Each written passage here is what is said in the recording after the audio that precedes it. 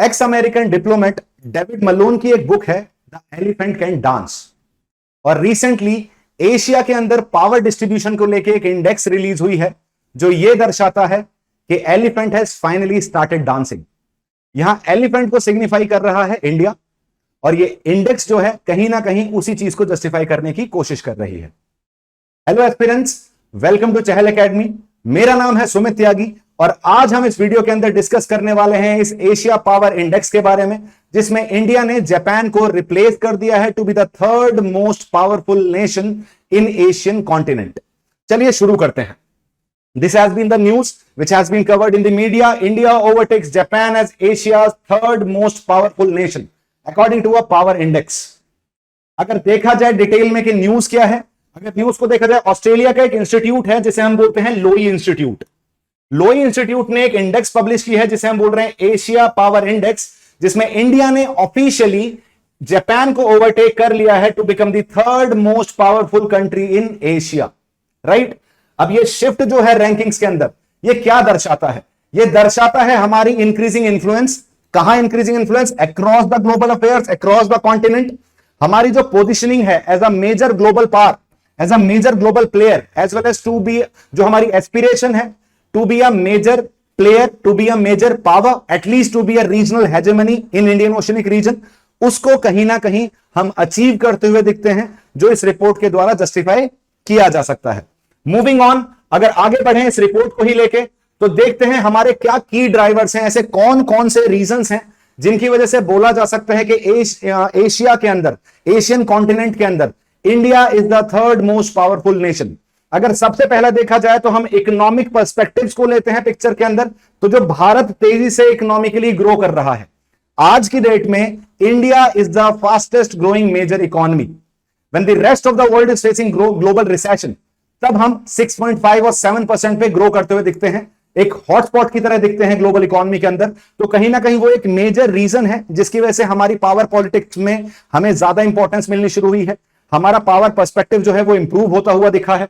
Certain reasons देखेंगे, for example economic perspective के साथ साथ जो हमारे एडवांसमेंट हो रहे हैं टेक्नोलॉजी और सर्विस सेक्टर के अंदर, वो भी बहुत ज्यादा रिस्पॉन्सिबल है इस चीज के लिए। सेकेंड, हमारे पास जो हमारा डेमोग्राफिक डिविडेंड है, जो हमारी वर्किंग पॉपुलेशन का इकोनॉमिक पोटेंशियल है, वो भी एक मेजर रीजन है जिसकी वजह से कहीं ना कहीं ये रैंक इंप्रूव होती हुई दिखती है। इनोवेशन और इन्वेस्टमेंट वाले पर्सपेक्टिव को हम और डिटेल में डिस्कस करेंगे इन टेक्नोलॉजिकल सेंस आगे, वो भी एक मेजर रीजन है जो इकोनॉमिक ग्रोथ के लिए भी रेस्पॉन्सिबल है। हमारे initiatives like make in India, like आत्मनिर्भर भारत, ये हमारे सेल्फ रिलायंस को बढ़ाने के लिए काम कर रहे हैं। हमारी जो इंपोर्ट डिपेंडेंस है चाइना के ऊपर, उसको कम कर रहे हैं, हमें एक मेजर इन्वेस्टमेंट डेस्टिनेशन की तरह बना रहे हैं, और हमें एक मेजर मैन्युफैक्चरिंग हब की तरह प्रमोट करने में भी हेल्प कर रहे हैं। जो नेक्स्ट एस्पेक्ट है, जो की इंडिकेटर है, जो की एस्पेक्ट है हमारी ग्रोथ का, that is military modernization. For example, हमारा जो इन्वेस्टमेंट है मिलिट्री मॉडर्नाइजेशन के लिए, वो लास्ट कुछ समय में आपको बढ़ता हुआ दिखा है। हमारे जो स्ट्रेटेजिक इंपॉर्टेंस है, cause of the increasing strategic importance of Indian ocean, वो भी इंप्रूव होती हुई दिखी है। हमने advance missile systems basically develop किए हैं, न्यूक्लियर कैपेबिलिटीज हमारी इंप्रूव हुई है। फॉर एग्जांपल, ट्रायम्फ S-400 का रशिया से लेना, जो हमने रशिया से इंपोर्ट किया है, इवन दो काटसा लगा हुआ था, मतलब basically we were under the influence of CAATSA, लेकिन फिर भी हमें कहीं ना कहीं काटसा से countering American adversaries through sanctions act, जो वेस्टर्न सैंक्शंस रशिया झेल रहा है, उसके बावजूद कहीं ना कहीं हम S-400 अपने एयर डिफेंस सिस्टम को स्ट्रॉन्ग कर पाए। साथ के साथ अगर न्यूक्लियर कैपेबिलिटीज की बात की जाए, तो हमारे पास 2 न्यूक्लियर कैपेबल एयरक्राफ्ट कैरियर्स हैं, चाहे वो INS विक्रांत हो, चाहे वो INS विक्रमादित्य हो। अभी हमने रिसेंटली सुना कि INS अरिहंत हमारे पास ऑलरेडी एक न्यूक्लियर पावर्ड सबमरीन थी, INS अरिघात उसके अंदर ऐड हो चुकी है, जो हमारी न्यूक्लियर कैपेबिलिटीज को इंप्रूव करती हुई दिखती है। जो हमारा प्रेजेंस है इंडियन ओशन रीजन में, वो भी काफी हद तक इंप्रूव होता हुआ दिखता है, जो ओवरलैप करता है या फिर जो सिनर्जाइज करता है हमारे सागर डॉक्ट्रीन के साथ, which is security and growth for all in the region. हम अपने आप को एक इंडियन ओशनिक पावर की तरह रिप्रेजेंट करना चाहते हैं, और कहीं ना कहीं उसमें काफी हद तक हम सक्सेसफुल भी रहे हैं, जो इस रिपोर्ट में भी देखने को मिल रहा है, और एक मेजर की इंडिकेटर या मेजर की एस्पेक्ट की तरह या ड्राइवर्स की तरह एक्ट करता हुआ दिखता है। Next is diplomatic influence. जितने भी आपको इंटरनेशनल ऑर्गेनाइजेशंस दिखती हैं, ग्लोबल ऑर्डर देखने को मिलता है, उसमें आपको क्या देखने को मिल रहा है? हमारा एक्टिव पार्टिसिपेशन है, specially on the multilateral institutions. For example, G20 2023 में हमने सितंबर के अंदर G20 को बेसिकली होस्ट किया। ग्लोबल साउथ के लीडरशिप रोल की तरह हम उभरे, ग्लोबल साउथ की लीड, ग्लोबल साउथ के इंटरेस्ट जो हैं उनको हम कहीं ना कहीं टेबल पर रख पाए। तो हमारा जो ट्रस्ट एंड कॉन्फिडेंस है, जो हमको लेके, इंडिया को लेके जो ट्रस्ट एंड कॉन्फिडेंस है among the emerging countries, among the third world countries, जिन्हें आज की डेट में ग्लोबल साउथ टर्म यूज किया जा रहा है जिनके लिए, उनमें कहीं ना कहीं हमारा कॉन्फिडेंस बढ़ा है, हमारे ऊपर उनका ट्रस्ट बढ़ा है। साथ ही साथ यूएन की रिफॉर्म्स को लेके हम काफी हद तक एंगेज हो रहे हैं। We are the members of SCO, we are the member of BRICS, we are the member of G20, we are the member of Quad. तो मल्टीपल मल्टीलेटरल ऑर्गेनाइजेशंस का हिस्सा बनके काफी हद तक हम ग्लोबल प्लेयर बनने की कोशिश कर रहे हैं और उसमें सक्सेसफुल भी हो रहे हैं। साथ के साथ हमने स्ट्रेटेजिक पार्टनरशिप साइन की है मेजर पार्टनर्स के साथ, मेजर कंट्रीज के साथ दुनिया के अंदर, चाहे वो यूएस हो, ऑस्ट्रेलिया हो, जापान हो, EU हो, और इनके साथ हमारे 2+2 इनिशिएटिव भी चल रहे हैं जहां हमारे फॉरेन मिनिस्टर और डिफेंस मिनिस्टर आमने सामने बैठ के डिस्कस करते हैं कि किन कैसे चीजों को रिजॉल्व किया जा सकता है, कैसे वर्ल्ड को बेटर कोऑपरेशन और कोऑर्डिनेशन की तरफ मूव किया जा सकता है, कैसे रूल बेस्ड ऑर्डर की तरफ मूव किया जा सकता है। तो it's not just about the bilateral relations, it's also about the overall stability in the world order. Next, technological and scientific advancements. आपको पता है, मैंने बोला टेक्नोलॉजिकली भी हम काफी हद तक आगे बढ़ रहे हैं। For example space exploration, ISRO is considered to be a major player in the space exploration. Recently हमारा चंद्रयान मिशन, जो हम इंडिया पहली कंट्री बनी जिन्होंने south pole of the moon के पास लैंडिंग की, मेजर अकम्प्लिशमेंट। अब एक गगनयान के थ्रू हम एक मैन्ड स्पेस मिशन की भी तैयारी कर रहे हैं। तो काफी हद तक हम we are taking very big strides in the space exploration as well. Renewable energy को अगर देखा जाए, अगर पेरिस एग्रीमेंट की बात की जाए तो सबने अपने नेशनल डिटरमाइंड कॉन्ट्रीब्यूशंस सेट किए थे। उसमें हमने सेट किया था कि by 2030 40% of our total energy would be produced by renewable sources. उसे हमने 2023 में ही अचीव कर लिया है। तो कहीं ना कहीं जो हमारा कमिटमेंट है towards the sustainable development, towards renewable energy, उसको भी हम अचीव करते हुए दिखते हैं। आईटी सेक्टर में हमारे यहां काफी ज्यादा स्किल्ड वर्कफोर्स देखने को मिलती है, जिसकी वजह से इंडिया एक लीडर की तरह उभरता है इन इमर्जिंग सेक्टर्स में। साथ के साथ डिजिटल इंडिया जैसे इनिशिएटिव जो हैं, जो थ्राइविंग स्टार्टअप इकोसिस्टम है हमारे देश के अंदर, वो भी एक मेजर रीजन है। डिजिटल इंडिया की अगर बात की जाए, चाहे वो कोविड सर्टिफिकेट्स की बात हो, चाहे वो डायरेक्ट बेनिफिट ट्रांसफर की बात हो, चाहे वो बेसिकली यूपीआई का जो आप इंटरनेशनलाइजेशन ऑफ रुपी की बात कर रहे हैं थ्रू द यूपीआई पर्सपेक्टिव, वो भी कहीं ना कहीं इसके अंदर एक मेजर रोल प्ले करता हुआ दिख जाता है। साथ ही साथ हमारे जो सॉफ्ट पावर है, जिसे हम सॉफ्ट डिप्लोमेसी कहते हैं, चाहे आप इसे योगा कह लीजिए, international yoga day celebrated on 21 जून, तो आपने इंटरनेशनलाइज कर दिया एक इंडियन सॉफ्ट एस्पेक्ट को, जिसे हम योगा बोल रहे हैं। बॉलीवुड का इन्फ्लुएंस काफी हद तक देखने को मिल जाता है। Indian diaspora, one of the largest diaspora around the world, उसका भी एक मेजर इन्फ्लुएंस देखने को मिलता है, जिसकी वजह से हमारी जो ग्लोबल इमेज है वो थोड़ी सी इंप्रूव होती हुई दिखती है। हमारा जो ग्लोबल से है वो भी इंप्रूव होता हुआ दिखता है। तो these can be considered as the major drivers, जिसकी वजह से हमारी ये रैंक इंप्रूव होती हुई दिखी है। मूविंग ऑन, ऐसे कौन कौन से रीजंस हैं जिसकी वजह से आपको जापान का डिक्लाइन देखने को मिला? क्योंकि वैसे अगर आप देखोगे तो still Japan is a larger economy than India. India is still the 5th largest economy. Japan आपको अभी भी रैंकिंग्स में ऊपर लाई करता हुआ दिखेगा। It lies in the top 4 economies of the world. लेकिन अगर देखा जाए जापान की ट्रेजेक्टरी, तो it's moving towards a downward side, और हमारी trajectory is a upward trajectory. तो हम बेहतर होते जा रहे हैं, जापान का से रिलेटिवली वीक पड़ता जा रहा है। और यह भी एक रीजन है जिसकी वजह से इंडिया जापान को रिप्लेस करता हुआ दिखता है as the 3rd most important power in Asian continent. अगर रीजन देखा जाए तो slow population growth of Japan. Japan के अंदर अगर आप पॉपुलेशन ग्रोथ रेट देखोगे तो काफी ज्यादा कम है। ओल्ड एज पॉपुलेशन जो है वो काफी ज्यादा बढ़ चुकी है। अगर हम पॉपुलेशन कोहर्ट की बात करें तो एक इन्वर्टेड पिरामिड बना हुआ दिखता है, जिसमें ओल्ड एज पॉपुलेशन सबसे ज्यादा है और यंग पॉपुलेशन सबसे ज्यादा कम है, जिसकी वजह से वहां वर्किंग पॉपुलेशन की कमी मिल रही है, स्किल्ड पॉपुलेशन की कमी देखने को मिल रही है। यह भी एक रीजन है जिसकी वजह से जापान डिग्रेड होता हुआ दिखता है रैंकिंग्स में। दूसरा, लिमिटेड मिलिट्री एक्सपेंशन। जापान की इंडिपेंडेंट मिलिट्री पॉलिसी थी नहीं before 2016। It was functioning on the basis of US perspectives. तो कहीं ना कहीं जो उसकी लिमिटेड मिलिट्री एक्सपेंशन कैपेबिलिटी है वो भी लिमिटेड है। जबकि इंडिया की आप देखते हैं तो India is considered to be the one of the most important military power around the world. तो वो भी एक रीजन माना जा सकता है जिसकी वजह से इंडिया आज की डेट में जापान को रिप्लेस कर पाया है। स्टेगनेंट इकोनॉमी, अगर इकोनॉमिक ग्रोथ देखेंगे आप जापान का, although the size of the Japanese economy और the per capita perspective is very much better than India, but अगर अभी प्रेजेंट ग्रोथ की बात की जाए तो वो ग्रोथ रेट काफी ज्यादा कम है। वो ग्रोथ रेट काफी हद तक स्टैग्नेट हो चुका है। आप नेगेटिव इंटरेस्ट रेट की जब हम बात करते हैं, जैसे जनरली जब हम बैंक से लोन लेते हैं तो हमें उन्हें इंटरेस्ट पे करना पड़ता है for those loans. Japanese banks negative interest rate पे चल रहे हैं कि अगर आप उनसे लोन उठाते हैं तो वो आपको उल्टा पैसा देंगे, जिससे इकोनॉमी के अंदर पैसा जा सके, इन्वेस्टमेंट जा सके, इकोनॉमिक ग्रोथ को लीड कर सके। तो कहीं ना कहीं आप उस स्टैग्नेशन से बाहर निकलने की कोशिश कर रहे हैं, लेकिन वो अभी तक के जो अटेम्प्ट्स हैं वो काफी हद तक अनसक्सेसफुल ही रहे हैं। रिजर्व्ड जियोपॉलिटिकल स्टेंस, कहीं ना कहीं यह भी बोला जा सकता है कि यार जापान की जो फॉरेन पॉलिसी है वो इंडिपेंडेंट नहीं है, it is directly basically aligned with the US foreign policy. तो उसकी जो असर्टिवनेस है वो भी आपको उतनी ज्यादा देखने को नहीं मिलती है। जबकि आप इंडिया की बात करते हैं तो इंडिया की फॉरेन पॉलिसी काफी ज्यादा असर्टिव और इंडिपेंडेंट है, और काफी अच्छी तरीके से हम एक बैलेंस्ड अप्रोच अपनाकर चल रहे हैं, एक इंडिपेंडेंट अप्रोच अपनाकर चल रहे हैं, जिसकी वजह से भी आपको आज इंडिया जापान से ऊपर आता हुआ दिखता है। मूविंग ऑन, अगर देखा जाए ऐसे जो इंडिया का पाथ है to be the global power status, तो वो किस तरीके से अचीव किया जा सकता है, क्या क्या बेनिफिट्स हैं हमारे पास जो हमारे फेवर में काम करते हैं। सबसे पहले जो ऑलरेडी हम डिस्कस कर चुके हैं, one of the aspect is demographic dividend. Demographic dividend होता है economic potential of the working population, और वर्किंग पॉपुलेशन हम काउंट करते हैं from the age of 15 year to till the age of 59 years. तो 15 से 59 साल वाले जितने भी लोग हैं, 15 ईयर्स से 59 ईयर्स वाले जितने भी लोग हैं, वो हमारे डेमोग्राफिक डिविडेंड के अंदर काउंट होते हैं। और हमारे यहां majority of the population is working population.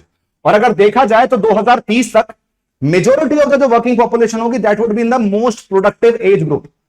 Demographic dividend में जो 15 से 59 तक का जो एज ग्रुप है, इसमें माना जाता है कि 39 से 51 वाला जो एज है वो सबसे ज्यादा प्रोडक्टिव होता है। रीजन बीइंग कि आपके पास इनफ एक्सपीरियंस भी है and you have enough energy as well to utilize that experience. तो हमारी मेजोरिटी ऑफ द पॉपुलेशन आपको उस मोस्ट प्रोडक्टिव एज ग्रुप में देखने को मिलती है, जो इंडिया के काफी हद तक फेवर में काम करने वाला है, हमें नई अपॉर्चुनिटीज प्रोवाइड कराने वाला है इकोनॉमिक ग्रोथ के लिए और इनोवेशन के लिए। अगर देखा जाए स्ट्रेटेजिक ग्लोबल पोजीशन, सबसे पहली चीज लिबरल इकोनॉमी है, एक डेमोक्रेटिक नेशन है, साथ के साथ इंडो पैसिफिक रीजन में हमारा एक क्लियर स्टैंड है, हम एक क्रूशियल रोल प्ले कर रहे हैं ग्लोबल जियोपॉलिटिक्स के अंदर, चाहे वो रशियन यूक्रेन वॉर हो, चाहे वो इजराइल पैलेस्टीन वॉर हो, चाहे वो इंडो पैसिफिक पॉलिसी हो। जहां तक रही हमारी Indo Pacific policy which is जिसके अंदर हम डायरेक्ट स्टेक होल्डर हैं, वहां आपको क्वाड जैसे सिक्योरिटी अलायंस बनते हुए दिख जाते हैं। ऑफ कोर्स हम उसे सिक्योरिटी अलायंस ना बोल के एक सिक्योरिटी ग्रुपिंग मान के, या फिर हम उसे केवल क्वाड ग्रुपिंग बोल रहे हैं, क्योंकि इंडिया हमेशा से स्ट्रेटेजिक ऑटोनॉमी में बिलीव करता है, एलाइज में बिलीव नहीं करता, क्योंकि किसी ना किसी वजह से हमारी इंडिपेंडेंट फॉरेन पॉलिसी को इंपैक्ट कर सकता है अगर हम किसी को अपना एलाई कंसिडर करते हैं। तो हम स्ट्रेटेजिक पार्टनरशिप में बिलीव करते हैं, अलायंस में बिलीव नहीं करते। लेकिन क्वाड जैसे इनिशिएटिव्स, हमारी इंडो पैसिफिक पॉलिसी, हमारी एक्ट ईस्ट पॉलिसी, तो कहीं ना कहीं इंडो पैसिफिक रीजन में भी हमारे से को इंप्रूव कर रही है और काफी हद तक हमारी वॉइस को सुनने में सक्षम बना रही है। अगर इकोनॉमिक रिफॉर्म्स और इंफ्रास्ट्रक्चर की बात की जाए, जैसा मैंने बताया, मेक इन इंडिया, आत्मनिर्भर, जो सेल्फ रिलायंस के जो इनिशिएटिव चल रहे हैं, प्रोडक्शन लिंक्ड इंसेंटिव स्कीम, जिससे हम अपनी इकोनॉमिक इंटरडिपेंडेंस को कम कर सकें, इलेक्ट्रॉनिक कंपोनेंट्स को लेके, एपीआईज को लेके, इस तरफ एक्टिव फार्मास्यूटिकल इंग्रेडिएंट्स जिसे हम बल्क ड्रग्स भी बोलते हैं, जिसकी काफी हद तक हमारी चाइना के ऊपर डिपेंडेंस है, उसको हम काफी हद तक कम कर पाएंगे, सेल्फ रिलायंट बन पाएंगे। आज की डेट में मैन्युफैक्चरिंग हब की तरह हम उभरते हुए दिखते हैं। इंफ्रास्ट्रक्चर डेवलपमेंट की इंडिया में बहुत ज्यादा नीड है, बहुत तेजी से बढ़ता हुआ भी दिख रहा है। टेक्नोलॉजिकल रिफॉर्म्स आपको भारत में आते हुए दिखते हैं, जिसकी वजह से फॉरेन इन्वेस्टमेंट आप अट्रैक्ट कर पाओ। फॉर एग्जाम्पल जीएसटी का आना, काफी हद तक एक यूनिफॉर्म टैक्स सिस्टम का आना, साथ ही साथ इंसॉल्वेंसी एंड बैंक्रप्सी कोड का आना, तो जिसने एग्जिट, कंपनीज का एग्जिट बहुत आसान कर दिया है। आपने रेड टेपिज्म को खत्म किया, जिससे एफडीआई आ पाए। आप एफडीआई को बहुत हायर लेवल पे प्रमोट कर रहे हो। फॉर एग्जांपल, चाहे आप किसी भी विजिट को देखें आप पीएम मोदी की, तो वहां जाके वो डेफिनेटली वहां के कॉर्पोरेट लीडर्स से मिलते जरूर हैं, उन्हें बताते हैं दी अपॉर्चुनिटीज के बारे में जो इंडिया प्रोवाइड कर रहा है, इन्वेस्टमेंट को अट्रैक्ट करने का काम करते हैं, जो जॉब ग्रोथ में भी हेल्प करता है और काफी हद तक इंडिया को रेस्ट ऑफ द वर्ल्ड से अलाइन करने में भी हेल्प करता है। तो these are the important aspects जो इंडिया को ग्लोबल पावर बनाने की तरफ मूव कर सकते हैं। अगर देखा जाए चैलेंजेस क्या क्या हैं अगर हम सुपर पावर स्टेटस की तरफ मूव करना चाहें। सुपर पावर स्टेटस कहना थोड़ा सा अभी एक्सेजरेशन हो जाएगा।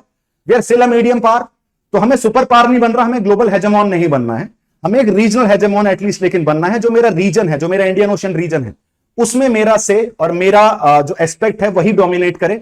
इसकी तरफ इंडिया हमेशा मूव करता रहता है और कहीं ना कहीं ये रैंकिंग हमें दिखाती है कि हम एक सही डायरेक्शन में मूव कर रहे हैं। चैलेंजेस को क्या क्या है, रिसेंटली एक थोड़ा टाइम पहले एक रिपोर्ट आई थी थॉमस पिकेटे की, जिन्हें हम मॉडर्न मार्क्स भी बोलते हैं, जिनका कहना था कि 1991 के बाद जब से एलपीजी रिफॉर्म्स आए हैं, तो इस न्यू लिबरल ऑर्डर में काफी हद बहुत ज्यादा इनसिक्योरिटीज बढ़ी हैं, बहुत ज्यादा इनइक्वालिटीज बढ़ी हैं। भारत के अंदर inequalities are on next level, income disparities जो है वो काफी ज्यादा है। इसलिए आप जो इंक्लूसिव ग्रोथ की बात करते हैं वो एक मेजर चैलेंज है। तो कहीं ना कहीं हमें इस इनकम डिस्पैरिटी को टैकल करना पड़ेगा, जिससे हम एड्रेस कर सकें अपनी लॉन्ग टर्म ग्रोथ को, साथ के साथ हमें यह भी देखना पड़ेगा कि हमारे डेमोग्राफिक जो डिविडेंड है उसे सही तरीके से यूटिलाइज किया जा सके, क्योंकि अगर इनकम डिस्पैरिटीज रहेंगी तो आपके पास जॉब अपॉर्चुनिटीज कम रहेंगी। तो उस डेमोग्राफिक डिविडेंड को, उस वर्किंग पॉपुलेशन को एक सही डायरेक्शन प्रोवाइड कराने के लिए आपको इनकम इनइक्वालिटीज को भी कम करने की नीड है, जो एक मेजर चैलेंज है। साथ के साथ हम इंफ्रास्ट्रक्चरल नीड्स की बात करते हैं। जैसे हम बोलते हैं India is a nation in making, या फिर India is still building itself. आज भी आपको कंटिन्यूअस इंडिया में डेवलपमेंट, इंफ्रास्ट्रक्चरल डेवलपमेंट होता हुआ दिख जाएगा, जो बहुत ज्यादा एफडीआई की अपॉर्चुनिटीज भी ओपन अप करता है। लेकिन बढ़ती नीड्स के साथ क्या वो रेट उतना ही है इंफ्रास्ट्रक्चरल डेवलपमेंट का जिस हिसाब से हमारी नीड्स बढ़ रही हैं? इसको मेक श्योर करना भी एक बहुत बड़ा चैलेंज है। अदरवाइज सेम डेमोग्राफिक एडवांटेज अगर हमें उठानी है तो हमें इंफ्रास्ट्रक्चरल डेवलपमेंट भी सेम पेस पे करना पड़ेगा जिस हिसाब से भारत की नीड और भारत का लाइफस्टाइल बदल रहा है। जियोपॉलिटिकल टेंशंस, जिस रीजन में हम बैठे हैं, साउथ एशियन रीजन, और मैंने बताया आपको इंडियन ओशन की स्ट्रेटेजिक रेलेवेंस बढ़ती जा रही है। हमारे जो नेबर्स हैं, चाहे वो पाकिस्तान हो चाहे वो चाइना हो, उनके साथ हमारे जियोपॉलिटिकल टेंशंस हैं, ओवरलैपिंग टेंशंस हैं। अभी recently doctor S Jaishankar Asian summit के अंदर एक स्पीच दे रहे थे regarding India, Asia and global world. तो उसके अंदर उन्होंने सजेस्ट किया स्पेसिफिकली कि व्हाट आर द इंप्लीकेशंस, किस तरीके से दुनिया को नई नई प्रॉब्लम फेस करनी पड़ेंगी because of the parallel rise of India and China. तो वो भी हमारे लिए एक मेजर इशू है, किस तरीके से हम अपने आप को एकस्टम करते हैं चेंजिंग वर्ल्ड ऑर्डर में, किस तरीके से हम अपने आप को एकस्टम करते हैं चाइना की बढ़ती पावर को लेके, बढ़ते इन्फ्लुएंस को लेके, और किस तरीके से हम अपने इन्फ्लुएंस को हर्ट या हार्म नहीं होने दे रहे हैं in the context of Chinese influence, right. तो ये हमारे मेजर चैलेंजेस देखने को मिल रहे हैं। ये बोलना जो हमारी इन्फ्लुएंस बढ़ रही है, काफी हद तक जो थर्ड प्लेस में हम एशियन पावर इंडेक्स में आए हैं, ये दिखाता है कि किस तरीके से हमारी रैपिड इकोनॉमिक ग्रोथ, हमारा जियोपॉलिटिकल एक्सपेंशन, हमारा मिलिट्री एक्सपेंशन, हमारी असर्टिव डिप्लोमेसी हमें हेल्प कर रही है। चाहे कितने भी चैलेंजेस हों, लेकिन जो एशिया का फ्यूचर को जो शेप करने की जिम्मेदारी है उसमें काफी हद तक इंडिया एक मेजर रोल प्ले करने वाला है। और आज की डेट में देखने को मिलता है कि इंडिया जिस पोजीशनिंग पे खड़ा है वो पहले से काफी ज्यादा बेहतर है, और we are moving in the right direction, जो ये लोई इंस्टीट्यूट द्वारा पब्लिश्ड एशिया पावर इंडेक्स की रिपोर्ट जो है सजेस्ट करती भी है। मूविंग ऑन, अगर जितनी भी इंफॉर्मेशन अभी तक हमने डिस्कस की है उसके बेसिस पे अगर एक मेंस क्वेश्चन अटेम्प्ट करने का ट्राई किया जाए, आपको पता है यूपीएससी इज वेरी डायनेमिक, तो कहीं ना कहीं ऐसे क्वेश्चंस के लिए भी आपको तैयार रहना चाहिए, इन एडवांस आपको पहले ही लिख लेना चाहिए उन्हें। तो the question is, discuss the implications of India overtaking Japan as Asia's third most powerful nation in the Asia Power Index. What factors contributed to this shift and how might it influence India's role in regional and global geopolitics? Do attempt this question. Do try this question. This was all from my end. Thank you so much, guys. Have a good day.